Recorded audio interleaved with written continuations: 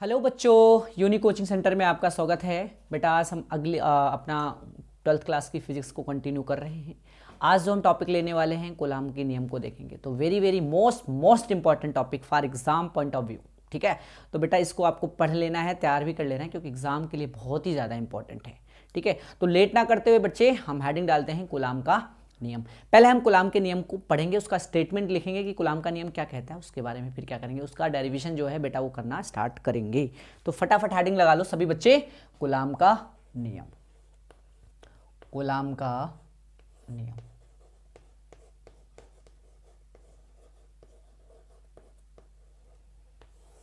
ठीक है बेटा, तो कूलाम का नियम, कूलाम एक साइंटिस्ट थे, इन्होंने नियम क्या दिया था बेटा कूलाम का नियम। पहले यहाँ पे लिखते हैं इसका स्टेटमेंट क्या कहता है, इनका स्टेटमेंट। ठीक है, तो इन्होंने कहा कि किन्हीं दो बिंदु आवेशों के मध्य, किन्हीं दो बिंदु आवेशों के मध्य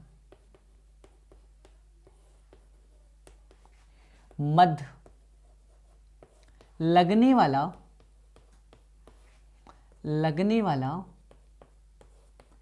स्थिर वैद्युत बल, स्थिर विद्युत बल या वैद्युत बल लिखना चाहो तो लिख लो, स्थिर विद्युत बल। अब मैंने बताया था ना बेटा कि जब भी कभी स्थिर वैद्युत बल की बात आएगी तो या तो प्रतिकर्षण बल है या तो आकर्षण बल है। तो कोष्टक में लिखना चाहो तो लिख सकते हो, कौन सा बल, प्रतिकर्षण बल या आकर्षण बल। ठीक है, किन्हीं दो बिंदु आवेशों के मध्य लगने वाला स्थिर वैद्युत बल, कोष्टक में क्या, आकर्षण या प्रतिकर्षण बल, दोनों आवेशों के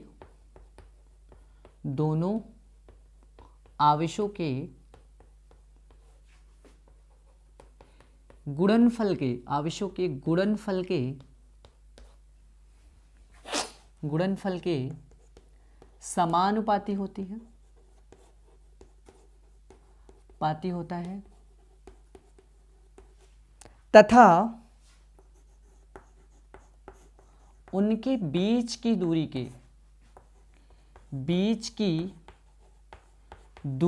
वर्ग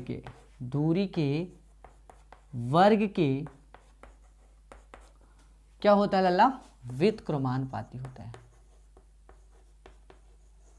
व्युत्क्रमानुपाती होता है।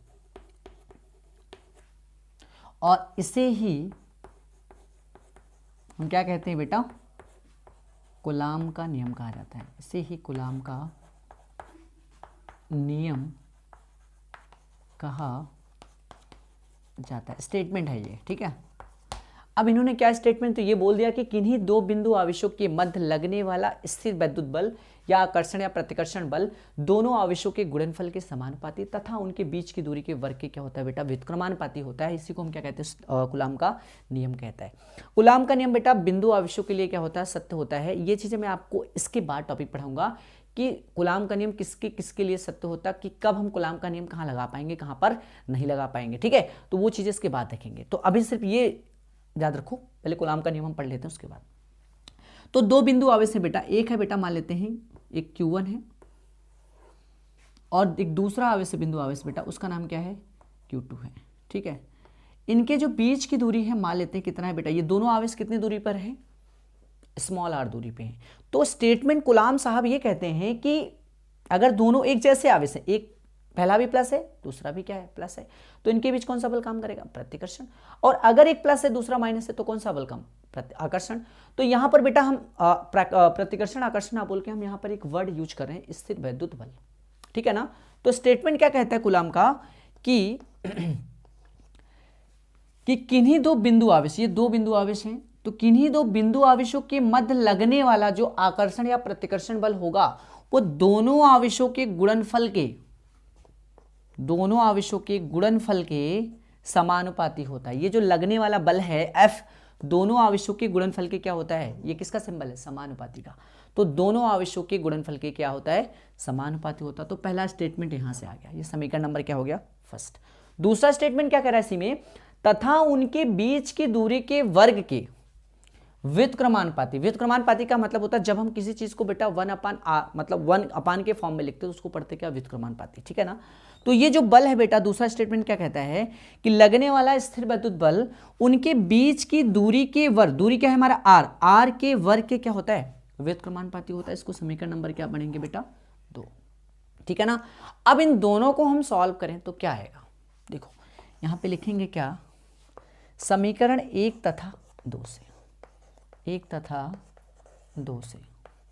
तो जब समीकरण 1 तथा 2 को सॉल्व करोगे तो यफ समानुपातिक Q1 और Q2 इंटू बेटा 1/r²। तो दोनों स्टेटमेंट यहां पे आ गया, यफ समानुपातिक Q1 Q2 या यफ इनवर्सली प्रोपोर्शनल 1/r², मतलब व्युत्क्रमानुपाती 1/r², ठीक है ना। तो अब जब भी हम क्या करेंगे, इनको सॉल्व करेंगे आगे, तो यफ समानुपातिक क्या हो जाएगा, Q1 Q2 बटा क्या लल्ला, r²। और आप बचपन से पढ़ते आ रहे हो कि अगर कहीं समानुपाती का चिन्ह हटाया जाता है एक नियतांक आता है, क्या आता है, नियतांक। उस नियतांक को हम यहाँ पे ले रहे हैं बेटा किससे, k से। तो k बराबर क्या हो जाएगा बेटा, Q1 Q2 बटा r²। ये आपका एक सूत्र निकल के आ गया। कूलाम, इस F क्या है, स्थिर वैद्युत बल, k क्या है, समानुपातिक नियतांक है, Q1 Q2 क्या है, बिंदु आवेश है, r क्या है, इनके बीच की दूरी है। अब यहाँ पे एक चीज है बेटा कि ये Q1 Q2 बेटा बल जो तुम्हारा स्थिर वैद्युत बल है वो Q1 Q2 के ऊपर भी डिपेंड कर रहा है और उनके बीच की दूरी के ऊपर भी डिपेंड कर रहा है। मतलब अगर आवेश का मान बढ़ेगा तो F का मान क्या हो जाएगा, बढ़ेगा, क्योंकि ये समानुपाती होती हैं। लेकिन अगर दूरी हम क्या करेंगे, बढ़ाएंगे, तो लगने वाला स्थिर वैद्युत बल का मान क्या है, घट जाएगा। अगर दूरी को घटाएंगे और लगने वाला स्थिर वैद्युत बल का मान क्या हो जाएगा, बढ़ जाएगा। यहाँ पे ये याद रखना। तो यहाँ पे पहले ये लिख लेते कि जहां F क्या है बेटा, स्थिर वैद्युत बल, और Q1 Q2 क्या है, लिख सकते हैं यहाँ पे कौन सा आवेश है बेटा, बिंदु आवेश है, बिंदु आवेश है। R क्या है बेटा, दोनों आवेशों के बीच की दूरी, दोनों आवेशों के बीच की दूरी, ठीक है। और अगला बेटा क्या है हमारा, K क्या होता है हमारा, समानुपातिक नियतांक होता है, समानुपातिक नियतांक होता है, ठीक है। तो ये फटाफट आशा करते हुए ये चीजें समझ में आया। कूलाम का स्टेटमेंट क्या हो, यहाँ पे खत्म नहीं होता कूलाम का नियम, अभी इसमें बहुत सारी चीजें हम क्या करने वाले, जानने वाले हैं। तो स्टेटमेंट आपको समझ में आ गया होगा कि किन्हीं दो बिंदु आवेशों के मध्य लगने वाला आकर्षण या प्रतिकर्षण बल, या हम उसी को बोलते हैं बेटा स्थिर वैद्युत बल, दोनों आवेशों के गुणनफल के समानुपाती तथा उनके बीच की दूरी के वर्ग के क्या होता है, व्युत्क्रमानुपाती होता है। इसी को हम क्या कहते हैं, कूलाम का नियम कहते हैं। स्टेटमेंट यहाँ पे हमने लिखते हैं, F समानुपाती Q1 Q2, दूसरा F समानुपाती इनवर्सली प्रोपोर्शनल 1/r²। जब इन दोनों को सॉल्व करेंगे तो F समानुपाती पढ़ा जाएगा Q1 Q2, F inversely proportional पढ़ा जाएगा 1/r²। इसका गुणा हो गया तो ये आ गया। जब भी समानुपाती का चिन्ह हटता है तो एक नियतांक आता है, उस नियतांक के स्थान पे हमने क्या माना, K, ठीक है। तो जहां करके लिख लिया, F स्थिर वैद्युत बल है, Q1 Q2 क्या है, बिंदु आवेश है, R क्या है, दोनों आवेशों के बीच की दूरी है, और K क्या है, समानुपातिक नियतांक है। तो फटाफट एक स्क्रीनशॉट लो, इसके बाद हम आगे इसको सॉल्व करते हैं, ठीक है। तो लो स्क्रीनशॉट बच्चे। तो देखो आगे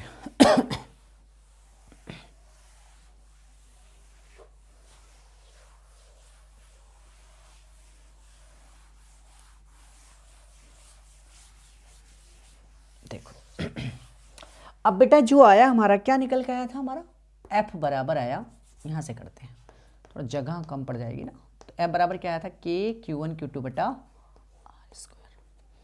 r², यही आया ना। अब यहाँ पे जो K हमारा ना, K क्या मैंने बताया आपको, कौन सा नियतांक होता है, समानुपातिक नियतांक। अब इसका जो मान होता है ना ला, वो होता है 1/4 पाई अपसाइलेंट नॉट। तो K के स्थान पे ये कांस्टेंट ले सकते हैं, 1/4 पाई अपसाइलेंट नॉट। 4 भी 4 है, कांस्टेंट ही है, 4 का मान बदलता नहीं है। अपसाइलेंट नॉट का मान भी क्या होता है, नहीं बदलता है। ओ सॉरी, पाई का मान भी नहीं बदलता है, 3.4 होता है। अपसाइलेंट नॉट का मान भी फिक्स है, 8.85 × 10 के पावर -12, ठीक है। तो अब ये K के स्थान पे अगर मैं यहाँ वैल्यू पुट करूँ तो हमें एक नया सूत्र मिलेगा, F बराबर K के स्थान पे ये रखो नियतांक 1/4 pi epsilon not Q1 Q2 बटा क्या, r²। तो एक सूत्र यहाँ से मुझे और मिल गया, कभी कभी बुकों में ऐसे लिखा होता है या कभी कभी बुकों में ऐसे लिखा होता है, जो भी लिखा होगा बेटा आप उसको लिख सकते हो। जहां करके जरूर लिख लोगे कि जहां अप साइलेंट नाट क्या है, निर्वात की विद्युतशीलता, ये क्या बताता है कि निर्वात में कितना प्रतिकर्षण या आकर्षण बल लगेगा बेटा, ये कौन बताता है, निर्वात की विद्युतशीलता बताता है। अब इसका मान क्या होता है बेटा, तो ये याद रखोगे हमेशा के लिए, एप्सिलॉन नॉट का मान होता है 8.85 गुणे 10 के पावर माइनस का 12, मात्रक क्या होता है, कूलम्ब स्क्वायर बटे न्यूटन मीटर स्क्वायर होता है। अब सब बच्चों के अंदर ये डाउट आ रहा होगा कि सर जी मात्रकवा कहाँ से निकाले हैं आप, तो अब देखो बेटा मैं मात्रक की बात करता हूँ, तो इतना चीज़ आपको समझ में आ गया, तो ये मात्रक की बात करता हूँ, ये चीज़ें आपको नोट कर लेना है, ठीक है ना। ये कहाँ से आया इसके ऊपर डिस्कस ना करो, ये आया है ये अपनी याद कर लेना, ठीक है। और इसके बाद एक मान और निकालेंगे बेटा, वो चीज़ें मैं आपको बताता हूँ वो कहाँ से आया, ठीक है।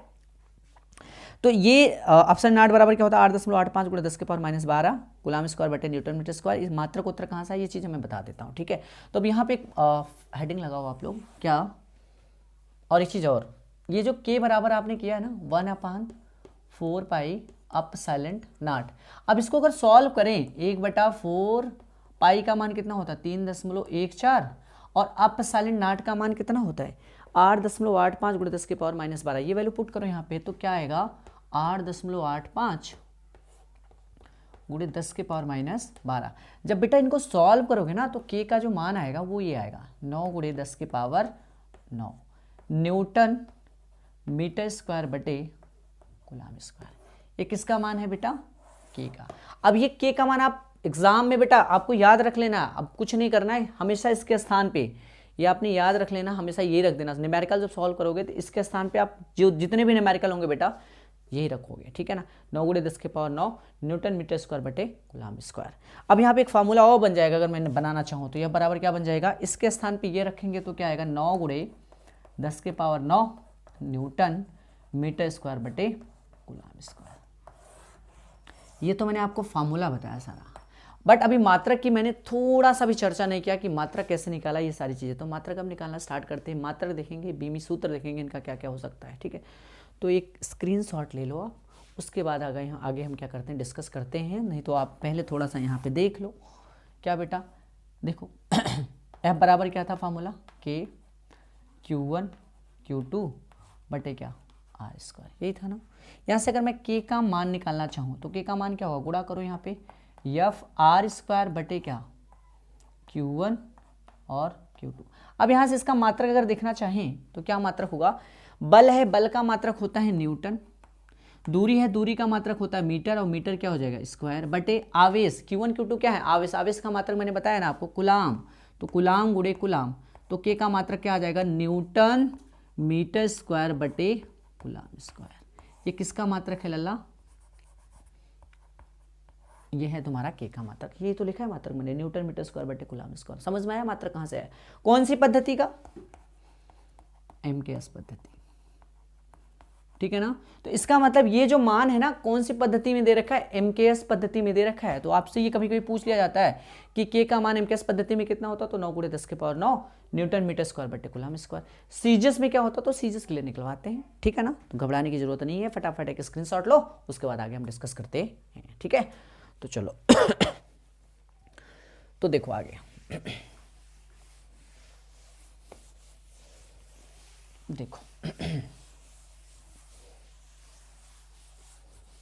तो K का तो मात्रक हमने देख लिया कि K का मात्रक क्या होता है, K का मात्रक आया था हमारा क्या न्यूटन मीटर स्क्वायर बटे कूलम्ब स्क्वायर। अब यहाँ पे एक चीज बेटा एप्सिलॉन नॉट का मात्रक, क्योंकि मैंने बताया ना एप्सिलॉन नॉट का मान कितना होता है 8.85 गुणे 10 के पावर माइनस 12, ये होता बेटा आपको याद कर लेना है। मात्रक क्या बताया था कूलम्ब स्क्वायर बटे न्यूटन मीटर स्क्वायर। अब इसका मात्रक कैसे निकाला, मात्रक मैंने इसका ऐसे निकाला बेटा, K के स्थान पे मैंने क्या बताया था, K बराबर क्या होता है 1/4 पाई एप्सिलॉन नॉट। तो देखो यहाँ से अगर मैं निकालना चाहूँ एप्सिलॉन नॉट का मान, तो एप्सिलॉन नॉट बराबर क्या होगा 1/4 पाई इंटू K। अब इसका मात्रक देखो क्या हो जाएगा, एक का कोई मात्रक होगा नहीं तो छोड़ दो, कोई दिक्कत नहीं। 4 पाई का मात्रक होगा क्या, नहीं होगा, तो 4 पाई को हटाओ। K का मात्रक क्या है, ये होता है, तो रखो K का मात्रक न्यूटन मीटर स्क्वायर बटे कूलाम स्क्वायर। तो कूलाम कहाँ चला जाएगा? ऊपर। तो कूलाम स्क्वायर बटे न्यूटन मीटर स्क्वायर। तो ये बेटा किसका मात्रक है? एप्सिलॉन नॉट का मात्रक है। यही चीज़ हमने आपको यहाँ पे लिखा है, मेंशन किया है। अब यहाँ पे बात आता है कि के का बीमी सूत्र क्या हो सकता है। तो यहाँ पे हेडिंग लगा लो क्या? के का बीमी सूत्र। तो देखो कैसे निकालेंगे बीमी सूत्र। मैं आपको तरीका बता रहा हूँ बेटा कैसे निकालना है। मात्रक आपको पता है, के का मात्रक क्या होता है? न्यूटन मीटर स्क्वायर बटे कूलाम स्क्वायर। तोड़ के मैं आपको बताता हूँ कि कैसे, लेकिन वैसे जनरली आप 11th में जानते हैं बेटा, लेकिन तोड़ के बताने की जरूरत नहीं है, लेकिन मैं फिर भी मैं बता रहा हूँ। भाई न्यूटन को आप क्या लिख सकते हो? लिख सकते हो केजी मीटर बटे क्या? Second square. क्योंकि आपको पता है न्यूटन क्या होता है? या बराबर यम ए, यहाँ से याद रखो, या बराबर क्या होता था? यम ए। यम का मात्रक क्या? केजी, ए का मात्रक मीटर प्रति सेकंड स्क्वायर। इसी चीज़ को हम क्या लिखते थे बेटा? न्यूटन। तो न्यूटन का स्थान पे हम क्या लिख सकते हैं? केजी मीटर बटे सेकंड स्क्वायर। और ऑलरेडी क्या है बेटा हमारा? मीटर स्क्वायर तो है ये है, और इनटू यहाँ कूलाम है, और कूलाम को हम क्या लिखते हैं? Ampere second. क्या लिखते हैं कूलाम के स्थान पे? Ampere second. अब बेटा स्क्वायर है तो यहाँ पे हम क्या कर देंगे? स्क्वायर कर देंगे। तो हमें देखो मात्रक क्या आ गया? केजी। मीटर का गुणा मीटर स्क्वायर में करो तो मीटर का क्यूब, नीचे बेटा सेकंड का स्क्वायर इनटू इसका स्क्वायर करोगे तो एम्पियर का स्क्वायर, और इनटू लल्ला क्या हो जाएगा? सेकंड का स्क्वायर। तो एक क्या मात्रक मिल जाएगा हमको? देखो केजी मीटर क्यूब बटे एम्पियर स्क्वायर, और सेकंड स्क्वायर गुणे सेकंड स्क्वायर, सेकंड की पावर कितना लल्ला? 4 हो जाएगा। तो ये किसका मात्रक आ गया? के का। और के का मात्रक यही चीज़, तो इसी चीज़ को हमने मॉडिफाई करके ये लिखा। अब हमारा बीमी सूत्र आसान हो गया। कैसे करेंगे? जहां केजी दिख जाए उसका बीमी सूत्र मैंने आपको क्या बताया था? Capital M. जहां मीटर दिख जाए बीमी सूत्र यल कितनी बार है? 3 बार। और जहां कहीं बेटा एम्पियर दिख जाए उसका बीमी सूत्र ए कितनी बार है? 2 बार। और जहां कहीं सेकंड दिख जाए उसका बीमी सूत्र टी कितनी बार है बेटा? 4 बार। तो 4 बार लिख दिया। अब इन सब चीज़ों को ऊपर ले जाओ तो क्या आ जाएगा बेटा? एक कोष्टक में लिखोगे तो यम आएगा, एल के पावर 3 आ जाएगा, ये टी के पावर 4 ऊपर जाएगा तो टी के पावर -4 हो जाएगा, ए के पावर 2 ऊपर जाएगा तो ए के पावर -2। तो ये किसका बीमी सूत्र आ गया? ये का बीमी सूत्र आ गया। ठीक है ना? तो ये पूछ लिया जाता है बेटा कि समानुपातिक नियतांक का बीमी सूत्र बताओ, तो यम एल की पावर 3, टी की पावर -4, ए की पावर -2। ठीक है, इसका बीमी सूत्र पूछा जाता है। और इसका भी पूछा जाता है एप्सिलॉन नॉट का, ये कूलाम स्क्वायर बटे न्यूटन मीटर स्क्वायर। ठीक है ना? तो इसको भी हम निकलवा देते हैं। तो फटाफट एक स्क्रीनशॉट लो। आगे हम क्या करते हैं बेटा? एप्सिलॉन नॉट का बीमी सूत्र। हेडिंग डालो, एक एक छोटी छोटी पॉइंट हम आपको बताएंगे, ये चीजें बहुत इंपॉर्टेंट है। तो हेडिंग लिखो, एप्सिलॉन नॉट का बीमी सूत्र।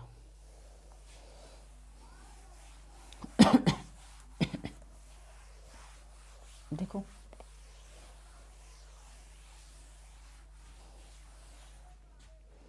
देखो एप्सिलॉन नॉट का बीमी सूत्र क्या हो जाएगा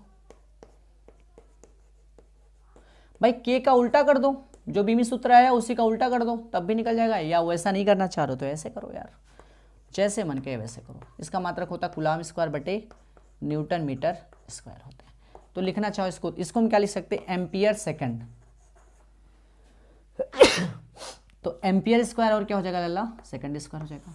नीचे सॉल्व कर लो, केजी मीटर और बटे क्या हो जाएगा? सेकंड स्क्वायर इनटू भैया मीटर स्क्वायर। ये सेकंड ऊपर चला जाएगा तो क्या मिल जाएगा हमको? एम्पियर स्क्वायर, और सेकंड की पावर कितना हो जाएगा? 4 हो जाएगा ना। सेकंड पावर 2 और 2 कितना हो जाएगा? 4। और नीचे क्या हो जाएगा? केजी और मीटर इंटू मीटर स्क्वायर, तो कितना हो जाएगा? मीटर की पावर 3। तो ये किसका मात्रक आ गया? एप्सिलॉन नॉट का। बीमी सूत्र लिखना है तो बीमी सूत्र लिख लो बेटा। यहाँ पे जहां पर एम्पियर उसका बीमी सूत्र ए का स्क्वायर हो जाएगा। जहां पे सेकंड उसका बीमी सूत्र क्या? टी के पावर कितना? 4। और बेटा जहां पे कहीं केजी वहां पे बीमी सूत्र एम, और जहां कहीं मीटर बेटा उसका बीमी सूत्र एल कितनी बार है? 3 बार। ठीक है, इन सब चीज़ को ऊपर ले जाओ, तो ऊपर ले जाओगे बेटा तो यम ऊपर जाएगा तो क्या आएगा? यम के पावर क्या जाएगा? -1 आ जाएगा। यल ऊपर जाएगा तो यल के पावर क्या हो जाएगा? -3 हो जाएगा। और बेटा टी तो है ये, टी के पावर 4 हो जाएगा, और ए तो है ये, ए के पावर 2। तो बेटा आपने देखा क्या? एप्सिलॉन नॉट का बीमी सूत्र ये आ गया। इसमें जो माइनस आया है के वाले में प्लस था, और जो के वाले में माइनस था इसमें क्या है? प्लस है। ठीक है, जस्ट उल्टा यार, क्योंकि मात्रक क्या होता है? उल्टा हो गया ना। उसका मात्रक न्यूटन मीटर स्क्वायर बटे कूलाम स्क्वायर था, इसका मात्रक क्या? कूलाम स्क्वायर बटे न्यूटन मीटर स्क्वायर। तो ये तुम्हारा एप्सिलॉन नॉट का बीमी सूत्र हो गया। ठीक है, अब हेडिंग आप लोग लगाओगे के की निर्भरता। इसी में अगला पॉइंट हेडिंग लगाओ, के की निर्भरता, कि के का जो मात्रक होता है वो अलग अलग पद्धति में अलग अलग होता है, उसके बारे में हम क्या करते हैं, डिस्कस करते हैं। तो चलो के की निर्भरता हेडिंग डाल लो। के की निर्भरता, देखो के की निर्भरता जो समानुपातिक नियतांक है वो किस पे निर्भर करता है।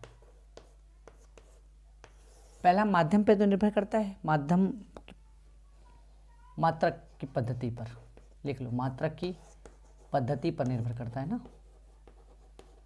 तो मात्रक की पद्धति बदलने पर के का मान क्या हो जाएगा, बदल जाएगा। क्यों बदलेगा, देखो ध्यान से, क्योंकि के बराबर आपने क्या पढ़ा है बेटा, एमकेएस पद्धति में मान कितना होता है, 9 × 10⁻9 न्यूटन मीटर स्क्वायर बटे कूलम स्क्वायर। ये कौन सी पद्धति का मात्रक है, मान है बेटा, एमकेएस पद्धति में। अब के का मान आपसे सीजीएस में पूछा जाए तो सीजीएस में क्या होगा, तो देखो सीजीएस में ऐसे चेंज कर लो, 9 × 10⁻9 को तो ऐसे रहने दो, ठीक है। न्यूटन को आप क्या लिख सकते हो बेटा, आप सीजीएस में चेंज करोगे भाई, न्यूटन जाएगा सीजीएस में तो डाइन हो जाता है, तो 1 न्यूटन में कितने डाइन, 10⁻5 डाइन, तो न्यूटन का स्थान में हम क्या लिख सकते हैं, 10⁻5 डाइन।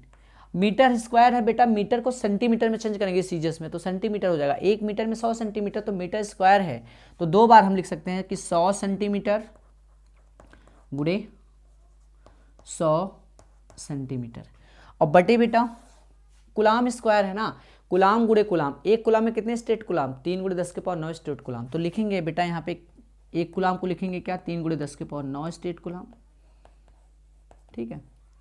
और अगला क्या लिखेंगे बेटा, 3 × 10⁻9 स्टेट कूलम, ठीक है। अब देखो यहाँ पे कुछ कट रहा है, देखो 3 × 9, 9 से 9 कैंसिल, 10⁻9, 10⁻9, देखो यहाँ पे 5 2 7 और 7 2 9, तो 5 2 7 हो गया, 7 2 कितना हो गया, 5 4 9, और 9 से 9 क्या हो गया, कैंसिल हो गया। क्या बचा यहाँ पे, देखो ध्यान से क्या बचा, के बराबर आ गया, यहाँ पे बचा 1, मात्रक क्या, डाइन, सेंटीमीटर का गुणा सेंटीमीटर में करोगे तो सेमी का स्क्वायर, और बटे स्टेट कूलम का गुणा स्टेट कूलम में करोगे तो स्टेट कूलम का स्क्वायर, स्टेट कूलम का स्क्वायर, ठीक है। तो ये किसका मात्रक आ गया, के का मात्रक आ गया, कौन सी पद्धति में, सीजीएस पद्धति में, ठीक है लल्ला। तो अगर आपसे पूछा जाए कि मात्रक बताओ के का मात्रक क्या होता है एमकेएस में, तो 9 × 10⁻9 न्यूटन मीटर स्क्वायर बटे कूलम स्क्वायर, और सीजीएस में पूछा जाए तो 9 के स्थान पे क्या आ जाएगा, यहाँ पे 9 × 10⁻9 के स्थान पे 1 आ जाएगा, जहाँ न्यूटन होता था वहाँ डाइन हो जाएगा, जहाँ मीटर स्क्वायर होता था वहाँ सेंटीमीटर स्क्वायर हो जाएगा, जहाँ कूलम स्क्वायर होता था वहाँ स्टेट कूलम स्क्वायर हो जाएगा। क्योंकि बल का मात्रक सीजीएस में डाइन होता है, मीटर लंबाई का मात्रक, दूरी का मात्रक मीटर, और सीजीएस में क्या होता है, सेंटीमीटर हो जाता है, आवेश का मात्रक सीजीएस पद्धति में कूलम, स्टेट कूलम स्क्वायर हो जाता है। इसी चीज़ को हमने सॉल्व कर लिया, एक आ गया, ठीक है। तो फटाफट इसका आप एक स्क्रीनशॉट ले लो। अब आगे हम क्या करेंगे बेटा, आगे जो टॉपिक पढ़ने वाले हैं वो पढ़ेंगे हम क्या, आपेक्षिक विद्युतशीलता, ये आपका कूलम की नहीं, आपेक्षिक विद्युतशीलता पढ़ेंगे, उसके बाद कूलम के नियम के लिए बेटा जो मतलब सत्यता होती है, मतलब कूलम के नियम किसके लिए क्या होता है, सत्य होता है, किसके लिए असत्य होता है, इन सब चीज़ों के बारे में पढ़ेंगे। तो बेटा आज नहीं, अगले नेक्स्ट वीडियो में मिलते हैं, तब तक के लिए गुड बाय।